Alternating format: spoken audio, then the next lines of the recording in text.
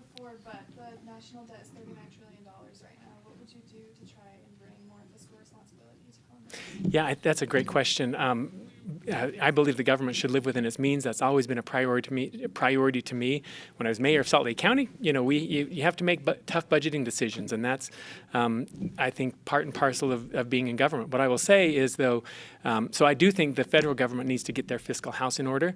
We should never balance the budget on the back of hardworking people by taking away earned benefits, by as we've seen in Trump's so-called big beautiful bill, cutting SNAP benefits, cutting ACA subsidies. That is not the way to balance the budget. I think there are some great ways that steps we can take to bring down costs. We should, end this war that is costing us billions and billions of dollars, hundreds of billions of dollars. I think we should reverse some of the Trump tax cuts that gave massive handouts to billionaires and to corporations. I do believe that it is time for the federal government to get their fiscal house in order, and that's something that has always been a priority of mine and will continue to be a priority. So if there was no way to balance the budget without cutting social welfare, what would you do?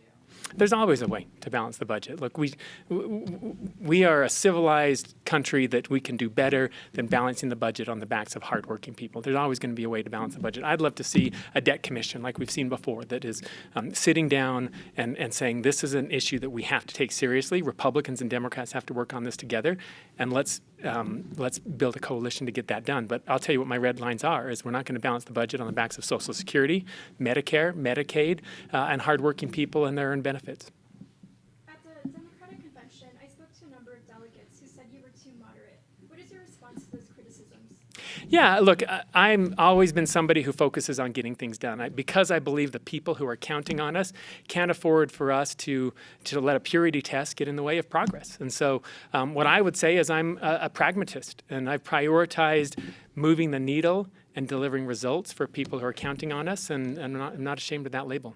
Do you feel like any of the attacks on you tonight were unfair, and if so, which ones? I was grateful for the extra time to have time to get out there.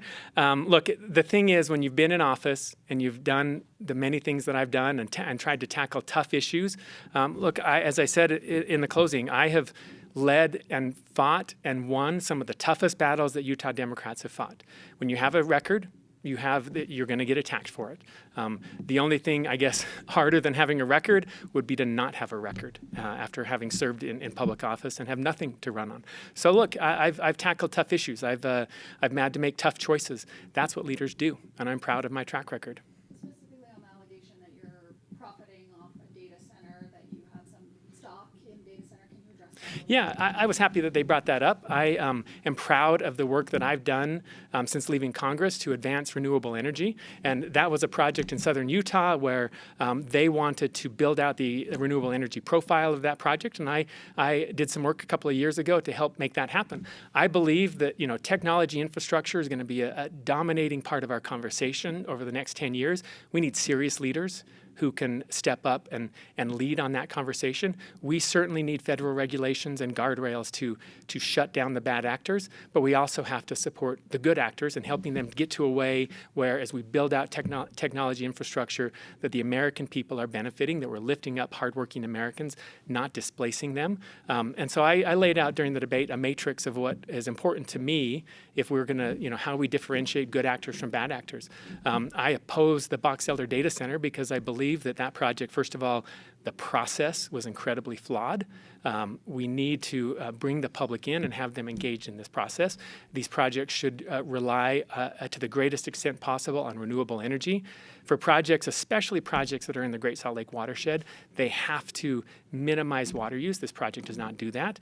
I think the location is just, even with all of those things, location is still incredibly troubling. I'm the only person on the stage tonight who has successfully fought and stopped a data center, and I'm also the only person on the stage who has made a project better.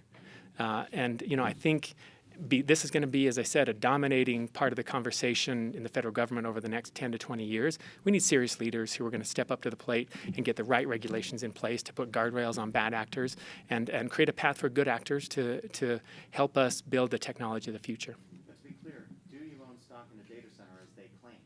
Yeah, so as part of my work a couple of years ago, the firm was a startup, so they paid me some stock options. So those are illiquid; I can't sell them.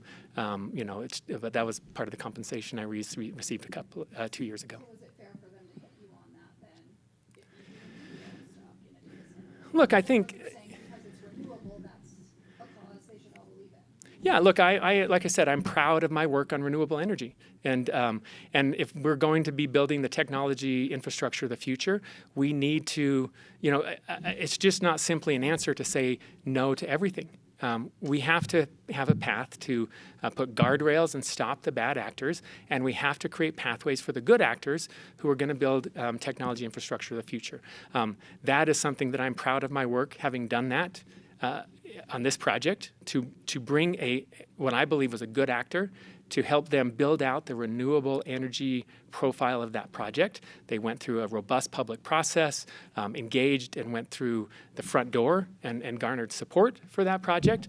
But look, as a member of Congress, this is an issue that I think we need serious leaders who can step up and provide serious leadership on an issue that is complex. I don't think, as I said in the debate, if we could put the AI genie back in the bottle, I would do it in a heartbeat, because it will be a transformation, a significant transformation of our economy in good ways and bad. But what we need to do is we need leaders in DC who aren't going to just put our heads in the sand, but are going to say we're going to step forward and create the regulations that make sure that the people who benefit aren't tech moguls, billionaires, and foreign powers, but it's hardworking people who are going to benefit from efficiency gains, from cures from diseases, from access to better health care. This can be a technology that helps and lifts people, but not if we aren't at the forefront of getting the regulations in place that make that happen. The Democratic Party has changed significantly in the last decade.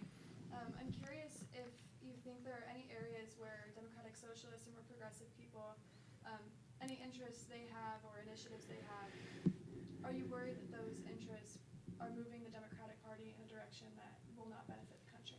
Yeah, look, as a representative, my job is to represent. And that's going to mean listening to people who I agree with and listening to people who I don't agree with. This district is 25% Democrat. It's 35% Republican by registration, and the rest are independents and unaffiliated. So as a representative, everybody will have my ear, and everybody will have an open door. That's something that's always been a priority to me, is to be open, accessible, and listening for new ideas. I actually thought Michael Farrell laid out a really interesting idea and a plan for healthcare that I've never heard before, and I commented to him on the way out that I appreciated that. I'd like to learn more about that. So look, yeah, that's my job as a representative, is to listen to the people who I represent, Republicans, conservative, liberal,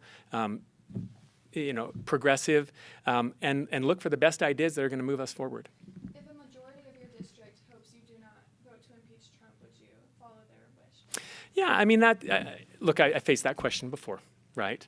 Again, being a representative, certainly, as I just said, is about listening to the people who represent you, taking input, and trying to do the best to reflect their values. But there are times where, I'm expected to study the facts and to vote my conscience.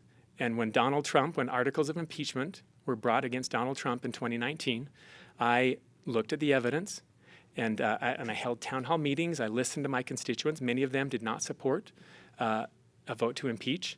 And I looked at the evidence, and I decided that that was the right thing to do. That that vote was not about politics and what would be best for my political future.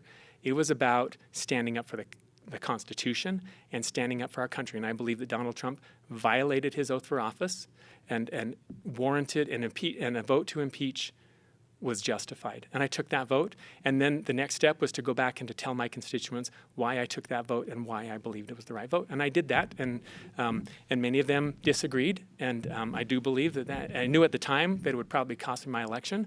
But I went back and communicated to my constituents why I felt that vote was important and why I don't regret it. If you're elected, what would you do to halt the planned ICE detention center on the west side? Yeah, look, as I said in the debate also, this is something that I think will be a scar on Utah. It is something that I do not want to be telling my grandkids. And when they ask me how Utahns, the good people of Utah, justified a facility that locked up law-abiding mothers and fathers and children and tore families apart. So for me, it is a top priority to stop that detention center. The first thing we will be able to do is Congress has the power of the purse. And so, I will look to use every tool at my disposal, including cutting the funding for that facility to make sure that it can't move forward. That's all the time we have. Thank you. Thank you.